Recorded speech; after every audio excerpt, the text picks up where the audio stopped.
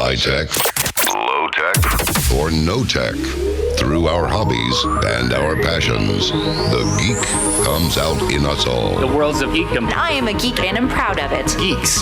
Geeks unite. Let's get those nerds! Nerds! No! Did you just call me a nerd? Not all geeks are nerds. Yeah. This is Geek Therapy Radio. What are we waiting for? And now your mental curator, Johnny Hamburger.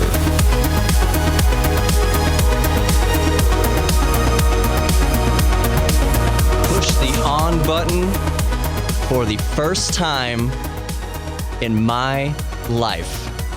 Welcome to Geek Therapy Radio. I am your mental curator, Johnny Hamburger. For those of you who are veterans of Geek Therapy Radio, I guess haven't been on for that long for you to be true veterans of the show. I've been on for a couple years now.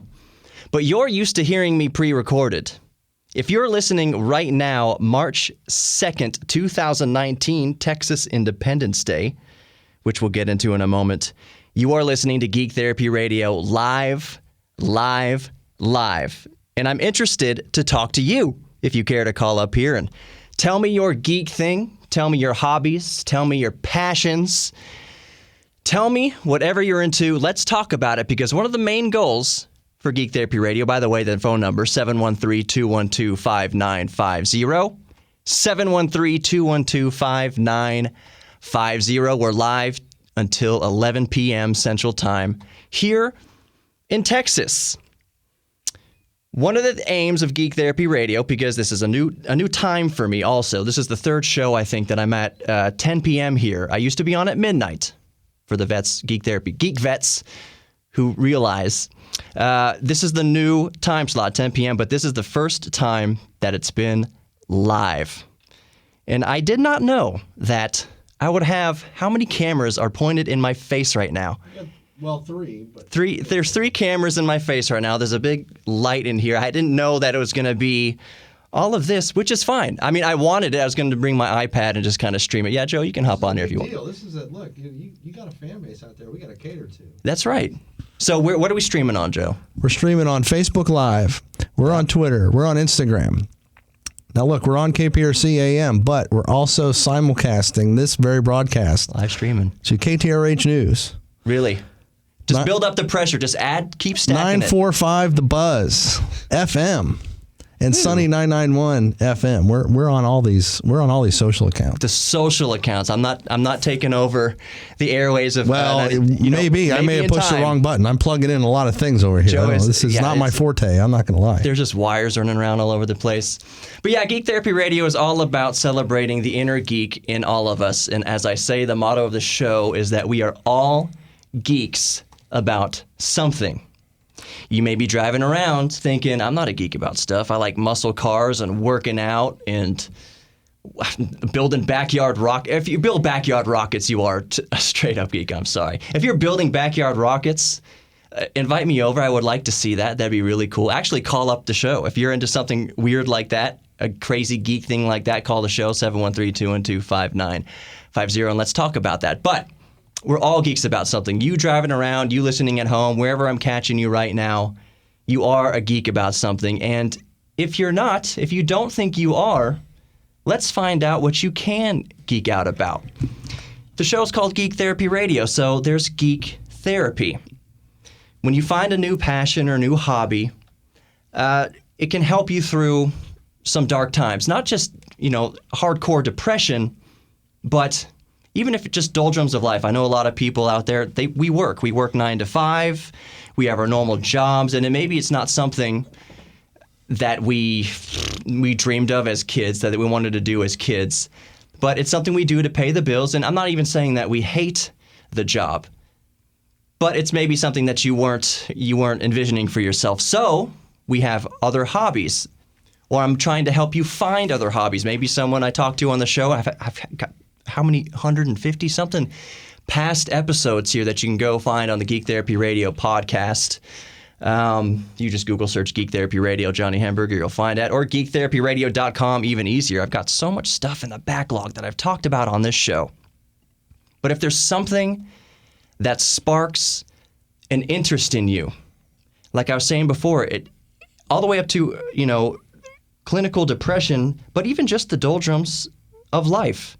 There's something that can give you hope, that can give you a reason to get off work and something to go home and be excited for. Not just, of course, going home to see your wife and kids. That's obviously nothing's going to compare. As much as I talk about Legos, and I know that the plural for Legos is Lego.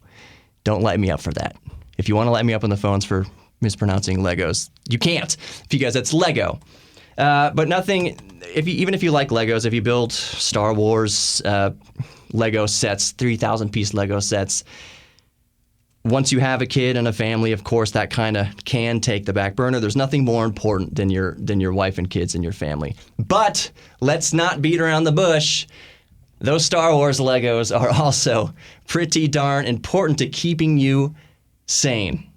We love that little bugger, that little pooping and peeing explosion machine of Hansel and Gretel Trail of Poops. But once you put them down for a nap, you want to play with some Legos or play video games. If you're into video games, if you're into building gaming PCs, or maybe you're not part of the PC master race and you're still playing on consoles.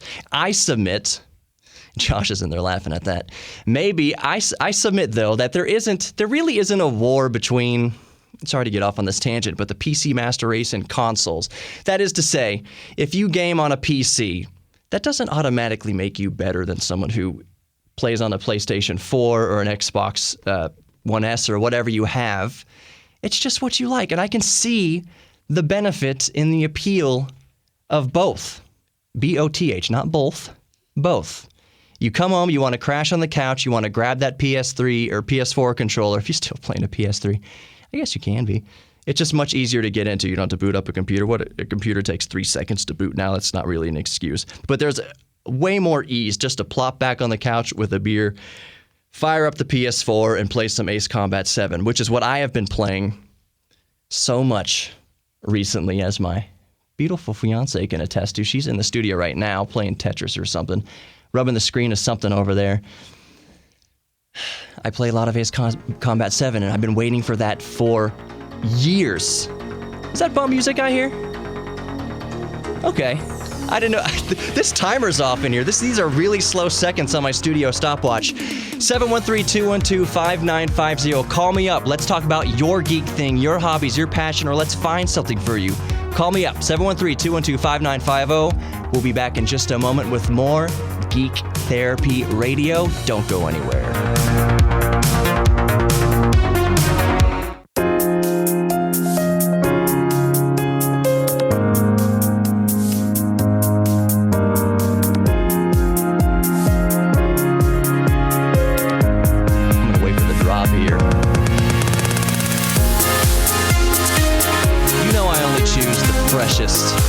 Bum music for Geek Therapy Radio, which is what you're listening to right now. I am Johnny Hemberger, your mental curator. 713-212-5950. If you're listening right now tonight, March 2nd, 2019. And I just realized, does anybody spray Lysol on these mics? Because this smells like 100 people spit. Yeah, I'm not sure. You may want to look out there. Yeah, I'm not gonna think about it. I'm gonna keep a couple inches distance from this microphone. It smells like somebody else's pillow. You know what somebody else's spit smells like? Yes, we all know that. Let me paint the picture. Let me set the stage here. Now, welcome back to Geek Therapy Radio. I am your mental curator, Johnny Hemberger. Thanks for joining me tonight. Texas Independence, March 2nd. I was talking to Sarah on the way up here, way to dinner. Which, by the way, right before we walked in the studio tonight, I put half a pizza in my guts. Jalapenos, pepperoni, and hot sauce. Which maybe wasn't the best choice for going on the air live your very first time. That sounds like a lot of heartburn, man. Heartburn is the least of my worries right now. I may have to put my hand up and say, play a long break here so I can hop out. No, I'll be fine. I was going to talk about Texas Independence, and why am I talking about sprinting to the bathroom? Live radio, no safety net, no adult diapers either. Texas Independence, March 2nd, 1836.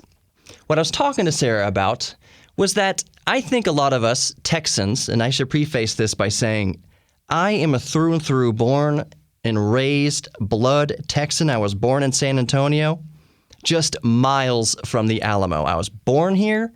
I was raised here. But I'm also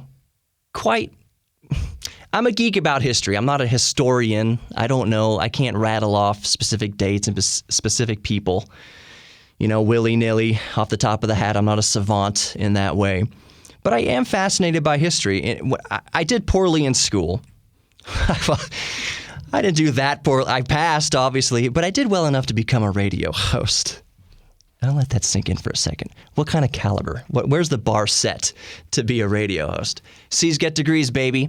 But I did well in history. I got A's and B's in history because I found it fascinating where we were and where we're going. So here in Texas, like most other states, you learn your state history. And for a few years, I don't know, in Virginia. Virginia is a very historic state, though. I was about to say maybe Rhode Island spends 2 days on Rhode Island history. I don't know. Virginia, probably you can major in Virginia history for sure. Definitely. But here in Texas, we take a few years of Texas history. Even in college, it's a required course to take history, and most of us choose even more Texas history.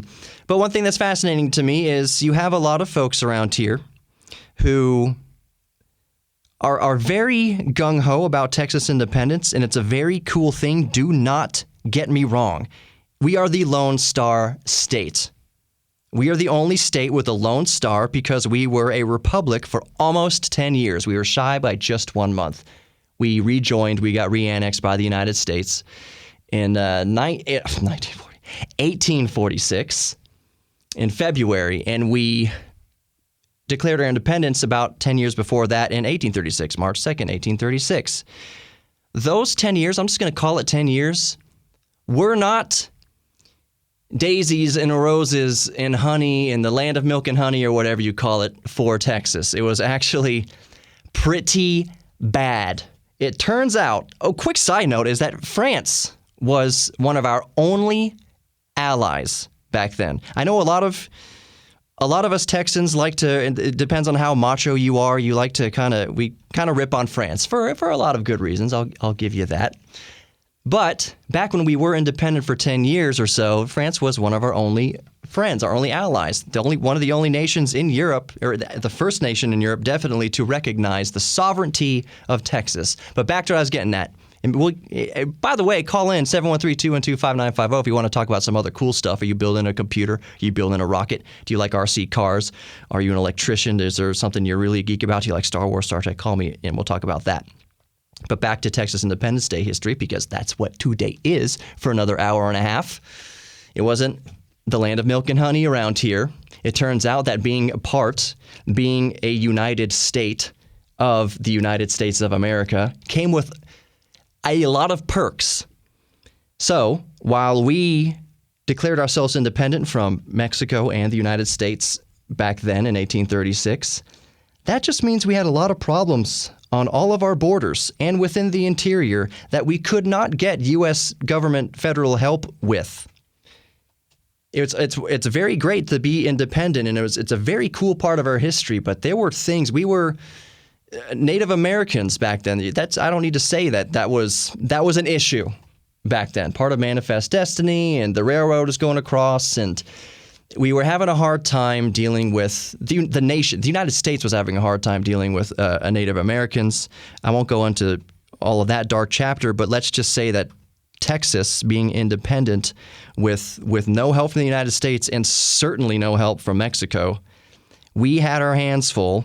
We had a very bad time maintaining our republic for those 10 years. So for the entire 10 years, we were virtually, I don't want to say begging, because Texans don't beg, don't get me wrong, but we were very much appealing to the United States to, hey, help us out. And the United States said, you made this bed. You have to sleep in the bed that you made. So it was very hard for us to get the help. But fortunately, however you look at it, in 1846, we rejoined the United States. We got the help we needed to to coexist is a bad word. Is a bad term. We didn't coexist with the Native Americans. We're not gonna. Let's get off that kind of dark chapter right now. But it was difficult. So now you know the basic history behind Texas Independence Day. Maybe there's a lot of transplants in Houston. My fiance, we're getting married in 2 weeks. She's a transplant. So there's a lot of people here that may have seen in their Facebook feed and their social media posts that it's Texas Independence Day. It's an excuse to get drunk. Every day is an excuse to get drunk. It's rodeo time in Houston, baby. I bet you the rodeo's lit tonight. Texas Independence Day at the rodeo. Did you go to the rodeo today? Call me up, 713-212-5950. Tell me about that. What'd you see at the rodeo? Apparently the bulls there have really... No, I shouldn't talk about that. All right, I'll keep it. Yeah, so I bet the rodeo is pretty lit on Texas Independence Day. What do we have coming up? May 5th, Cinco de Mayo. I just thought about that. The 5th of May. Yeah, Sarah's telling me that's Cinco de Mayo. That's what it stands for. So yeah, you've seen Texas Independence Day scrolling through your Facebook feeds and your social media feeds, and now you know a little bit more about that. On Geek Therapy Radio, I call myself the mental curator because I am not an expert in any one subject. I will show you around this museum of the mind, show you different exhibits here and there, and I will talk about it. I'll come up with stories and neat things about whatever exhibit I'm bringing up. But that's where you come in on social media and on YouTube, Geek Therapy Radio on YouTube. You can call in on the last Saturday of every month. I know this is the first Saturday. But going forward, the last Saturday of every month is going to be live here on Geek Therapy Radio. But that's where you come in to help the mental contributions.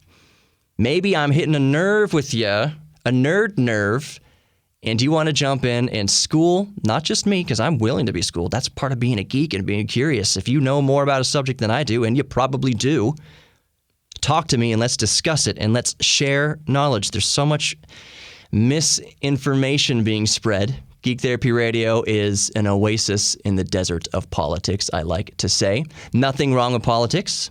I'm not going to step on any toes by saying this. Politics has, in political radio and political discourse, absolutely has a place on talk radio. Let's not exaggerate that point, but it has a place on talk radio.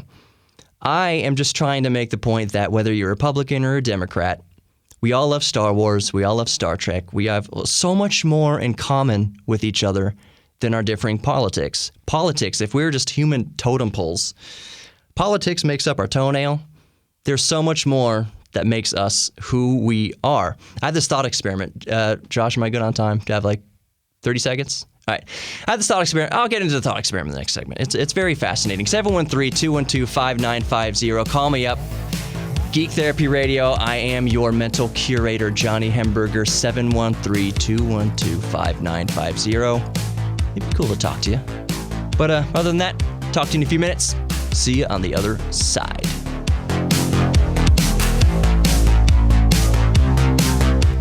Houston sounds good everywhere. Okay, Google, play KPRC on iHeartRadio.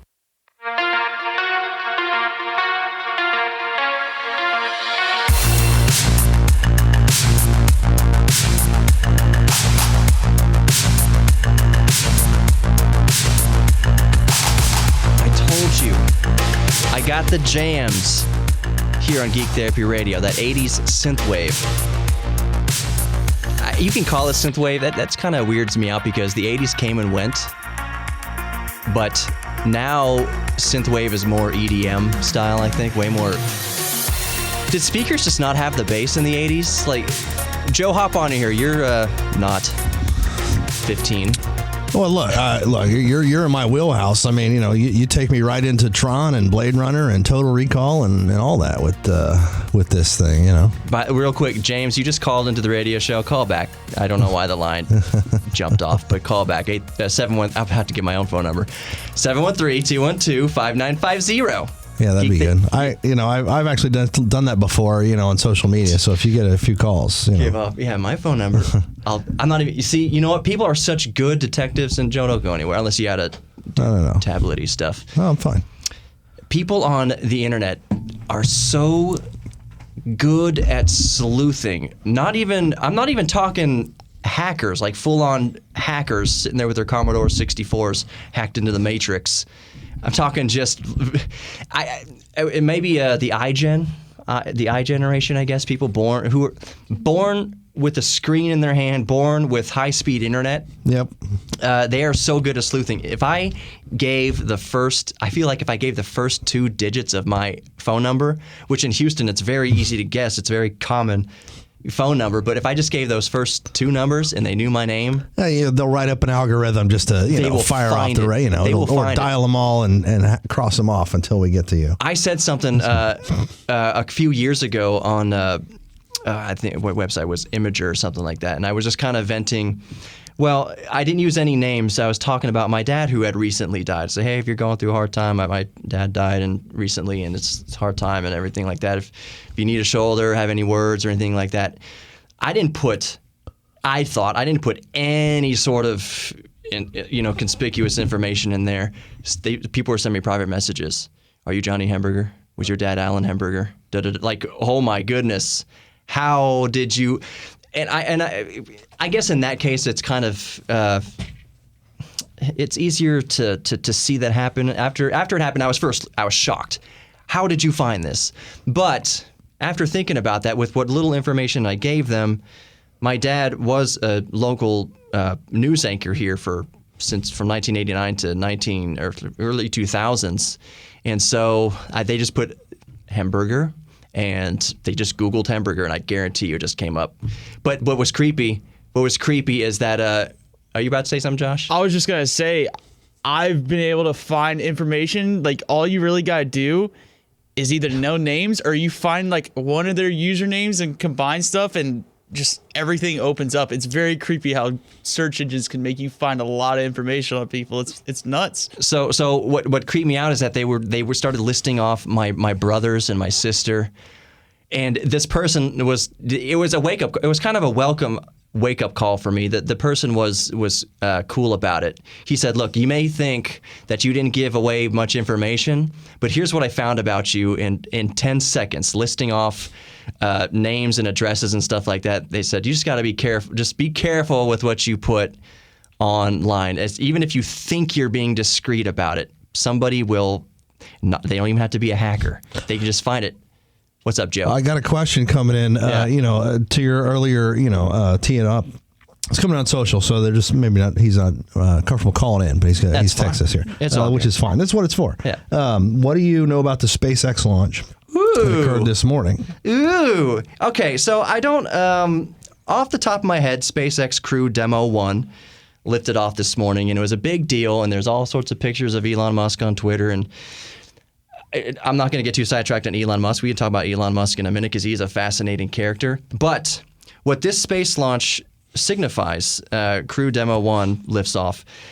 It is a return for the United States to put manned space missions in orbit, bring people to the space station and beyond. Because for those of you who aren't aware, the United States has not put a person into space in, I want to say, several years, 10 years or so. We've been hitching a ride with the Russians and maybe somebody else, but we, the United States, we have stopped putting people into space, which is, it pains my heart that had to happen. United States, we weren't the first. We weren't the first in space. But we put the man on the moon. We put the first humans on the moon. We put the first humans in a lot of different capacities in space, and chimps and dogs and everything else. But it was a kind of a core value of NASA that we be the world leaders in space exploration. So Elon Musk saw that NASA had stopped putting people, into space and said that just won't do. I am the biggest geek that's ever lived, and I'm a billionaire, so I'm going to start putting people in space. Now, this launch did not put a person in space. It was a dummy. But it paves the path for future launches for the United States to start putting people back in space. And I think that's really cool. Elon Musk, if you guys don't remember, that Tesla Roadster that he first put in orbit, that's still up there. You can still see that. I was going to say, I'm pretty sure this whole thing was just to prove they can go into space with basically a human, weight and everything, and bring it back safely. And if that goes smooth, then they're going to be able to actually start getting people back out there. Absolutely, a human analog. If we want to make it to Mars, we have to make it back to the moon first, and then go from Mars beyond that. We have to start making going to the moon fairly routine before we go to Mars, and I think we're on a 25-year timeline to Mars. But that's really cool that Elon Musk is doing that. He's a rich nerd with billions of dollars, and it's awesome. Can I work this mouse over here? I want to talk to... Will you help me out, James? Or Josh? I want to talk to Dump Truck Dan on line 1. Dump Truck Dan, my goodness, you're my first caller on Geek Therapy Radio. What's up? Well, I believe I was your first caller when you first started working at that radio station too, wasn't I? I will let some people behind the curtain. I've been a phone screener for other shows for a while, for almost 10 years now, and I have talked to Dump Truck Dan on Outlaw Dave show. I want to say Michael Berry, back when Matt Patrick was here. Garfield. Rest in peace. Garf. So yeah, they gave me the keys to the station, Dump Truck. So it's kind of like the first time you drove a dump truck. I'm driving the dump truck of talk radio right now, and we're barreling down the freeway. Well, I just wanted to call and say congratulations. I mean, I've kind of been there right along with you, so. That means a lot. That really means a lot to me, Dan. Can I ask you one question, since it is Geek Therapy Radio? Can I ask you one thing before you go? Okay. What? You can ask me anything you want. He sounds scared. It's nothing that's going to make us hit the dump button or anything like that.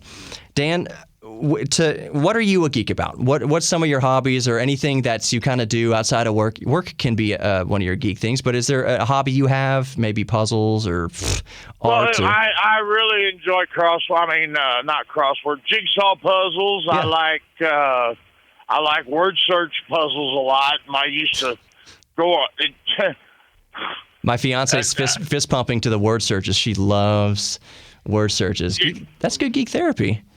Yeah, my youngest brother was getting married, and my mom and my two little girls my mom was in the passenger seat, and my little girls were in the back seat. My mom's sitting over there doing a word search, and I'd just look over there, and I'd say, "Which one are you looking for?" And she'd say it, and I said, "There it is." I'm driving down the Western Kentucky Parkway at about 75, 80 mile an hour. You're looking at the word search. Are you in a Tesla? Does it have that autopilot feature? I think you're abusing it. I have a knack for looking at letters like that, and I can see the word I'm looking for, and I've always been really fast at it. Now, I just kind of wondered, that Tesla floating around up there. Yeah. Would that be kind of like sunken treasure? If I can go up there and get it, can I keep it? You know what, Dump Truck? I'm sure that Elon Musk would have no problem if you fired something off in your backyard and went up there and got that Roadster. If that were me, if I was Musk, if you grab my car out, 100,000 miles off in space, you can take it. I would probably give you a brand new one too, because that one's been fried by the sun and by cosmic rays and everything like that. But yeah, that'd be treasure. And if you brought it back, it might, you're giving me an idea here. If this radio thing doesn't work out, I might search for that treasure, because if I bring that back, that thing's got to be worth at least $200. At least, I would say more. And 50 cents, maybe. Wow. $2.50. All right, Dump Truck. Let's not get ahead of ourselves here. That might be a little bit too much here. But anyway, it just really, my mom got aggravated. She turned her back to the door so I couldn't see the puzzle, because I did that like about 6 times in a row. I said, "There it is." Awesome. And I'm driving. I was driving. So anyway, that's one of my weirdnesses, I guess you'd say. That's geekdoms. That's one of your geekdoms. You can find words. You can look at words all jumbled up on a page and find words there. What seems like just a jumbled mess of grammar, Dump Truck can find meaning in. It's like tea leaves.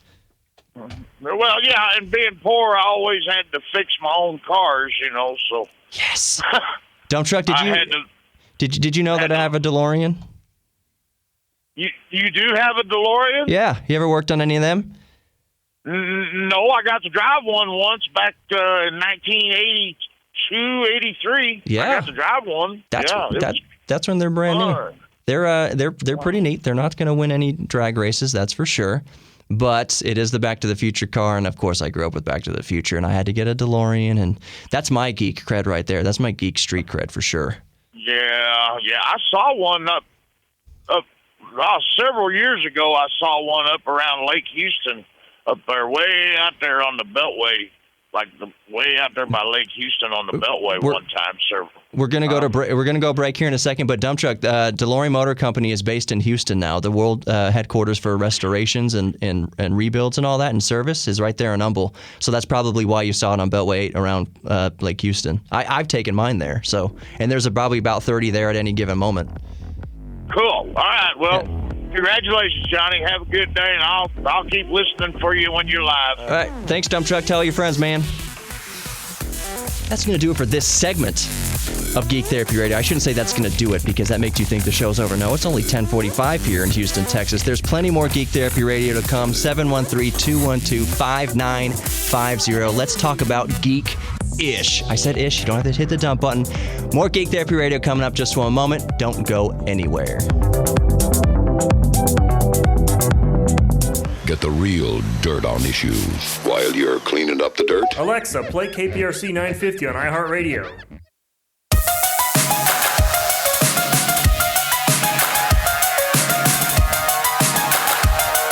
I'm going to wait for the drop.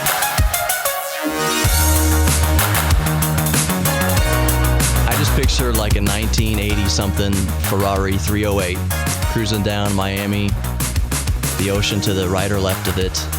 Magnum PI car, for anyone listening who did not grow up in the 80s.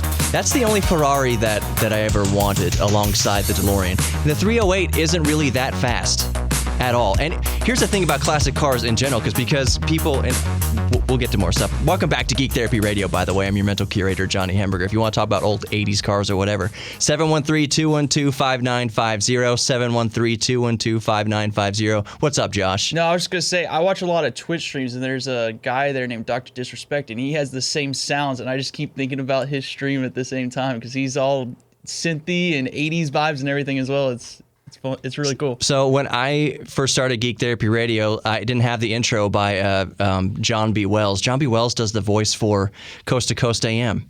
Coast to Coast AM is why I got into radio. I found it on the dial when I was 12 or 13 years old, laying in bed, couldn't sleep, and I just wanted to hear a voice on the radio. I didn't want to hear music or anything like that. I just want to hear people talking, and it scared.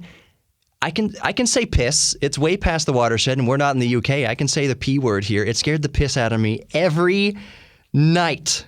But it was the most glorious thing I've ever heard. I never heard anything on the radio like that before, and I was like, I want to. That kind of sparked me to want to get into radio. My dad said, "Don't get into radio." Well, he didn't forbid me or anything like that. He just says, you might want to consider maybe being an engineer or an accountant or something like that, something that's a lot safer, because the broadcast media wasn't the same as it was when he rode the wave from the late 60s to late 2000s. He thought the ship had sailed, and in many ways he's right. But this is my geek therapy, talking on the radio and helping out other geeks to find their geek thing and encouraging other geeks with whatever they've got going on in their life. I said I wanted to touch on one thing, and then Joe, I'll hop to you, about the word searches. Dump Truck Dan brought up the word searches and that he could just glance over going 175 on the freeway and find a word that he said. I would find words that weren't supposed to be there, and they were usually naughty.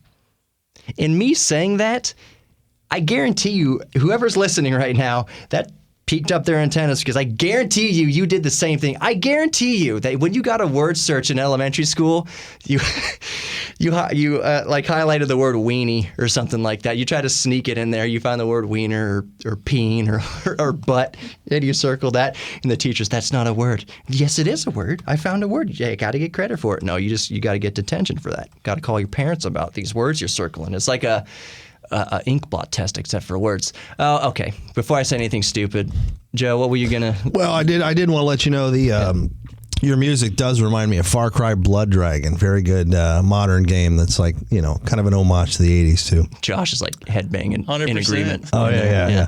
Well, also, you mentioned earlier iGens being bored with screens in their hands. So I got a couple comments, people asking if you think that's good or bad. But before I let you answer that, I want to also tee you up on why that could be good or bad. All week, we've been having a ton of web traffic on all our websites, Buzz, Sunny, KBRC, KTRH, about this Momo Challenge. This is some sculpture or art project from years ago. Somebody who was not involved in what's happening today. Their sculpture of just some like crazy looking character has been spliced into children's videos, put up all over the internet. Creepy. I'm a parent, you're a parent, or parents out there. I might be. You YouTube. After we're married. We're married. That's what I'm sorry. Well, derailed. I meant the listeners out there. Yeah, that are, you pointed to me, but okay. You search for Peppa Pig or something, you push a random video, and then this character pops up and then tells these kids to hurt themselves or, so. It's horrible. Have you heard about this? Thoughts on this? How can people protect their kids from this? I've heard about that, and the moniker in my mind I've kind of given it is mo problems, just because it seems, and it's not a light thing, but it's just something that popped in my head. I'm a geek. Things pop in my head. I think it's horrible, and to me, because like I said, in due time, I will be a parent, and to me that it's extra motivation for parents to be aware of what their kids are looking at on tablets.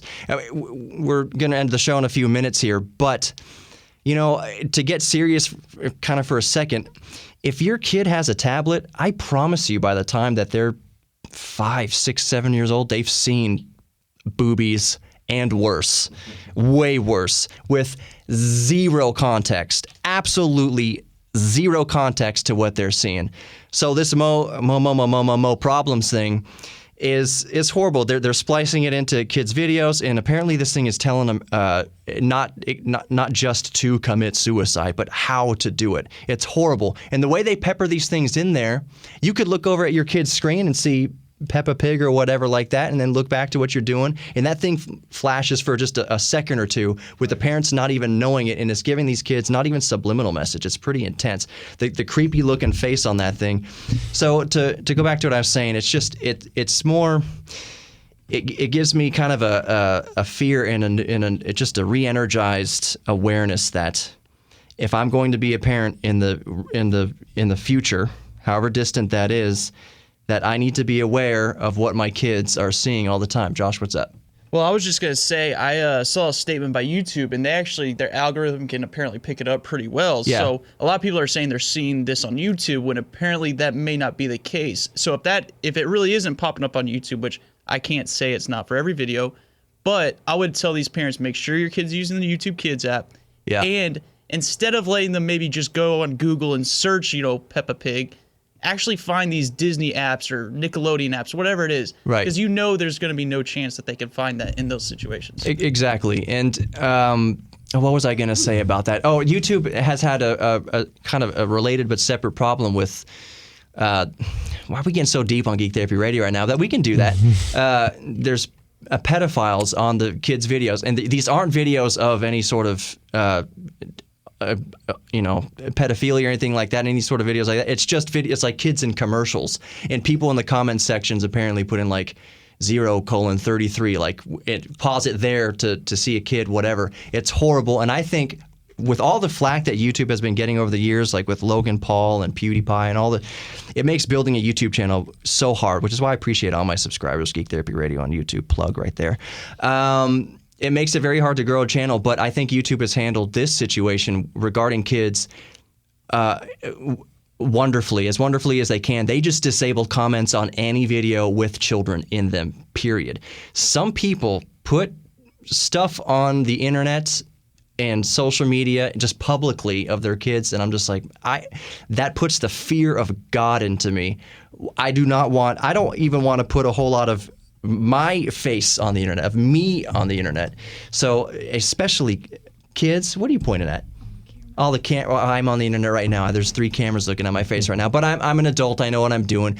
I think you can see me from the waist up here. So there's nothing that compromising of me anyways. But you never know who's out there. You never know who's watching. You never know who's going to try to get to your kids before you can. I found this challenge recently also this week that there's some other challenge about for kids or teenagers to disappear for 48 hours, like the 48-hour challenge of disappearing. Yep. Holy crap, that's terrifying.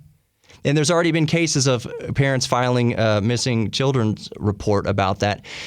What they don't realize that these kids, they're 15, 16, younger than that, they don't realize that they're giving the bad guys a 48-hour head start to never finding them again. So let's say that some kid is doing this 48-hour challenge or whatever, and you know these creeps are out there. They're going to say, oh, this kid's doing the challenge. Scoop them up 48 hours before anyone is going to, because their parents might say, oh, they're just doing the 48-hour challenge or whatever. Nope, that you could be out of the country within 2 hours. You can be in the airport, checked in on a plane, out of the country to God knows where in the world.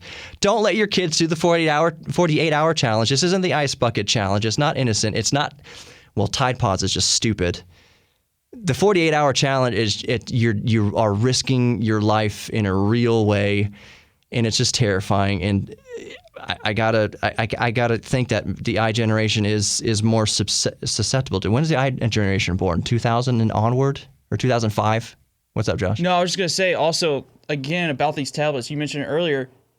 Parents, I don't think, realize that these young kids can pick it up pretty quickly. So if you're gonna let them have these apps and use them, also lock these other apps so they can't go on like a Facebook or Twitter and see these other things, because there are certain things like YouTube Kids that they're not going to see that. It's when they get outside of that where the problems arise. I guess to summarize the sentiment, parents, please be more proactive in monitoring what your kids are watching. I can't tell you how to parent or what to do, but I know that when I'm a parent, being fully aware of what the internet has to offer, it's going to be a balancing act between overbearing or controlling and just making sure that they're safe on there, because things like I said, they can be on an airplane to Malaysia in less than 2 hours in the air. It's horrifying to think about. That's kind of, we can do a whole show on generational differences, on iGen, and what am I? I'm a millennial, technically. I found out recently I'm a millennial. Joey, I was born 82. You're probably born in like 1945 or something like that. You're Gen X. You're definitely Gen X. Anyways, Joe, you just remind me of Joe Satriani. It just popped into my head. What's up? I was gonna... 1 minute. Okay, I've got 1 minute left on the show. He's saying, see, this is live radio. Normally, I could edit something like that out. The 3 weeks out of the month, I'm doing it recorded. I can prepare these nice segments and everything. I don't have to fall on my face like I just did right there. But that's the beauty of live radio. That's why I like to do this. Thank you for listening to the first live broadcast of Geek Therapy Radio here on KPRC 950 AM and all over social media. How many tablets do I got to point to? The last Saturday of every month, live Geek Therapy Radio right here on KPRC 950 AM. Until then, geektherapyradio.com. Subscribe to all the social media, and I'll see you guys next time. We'll just let this bump play out. Thank you so much for listening.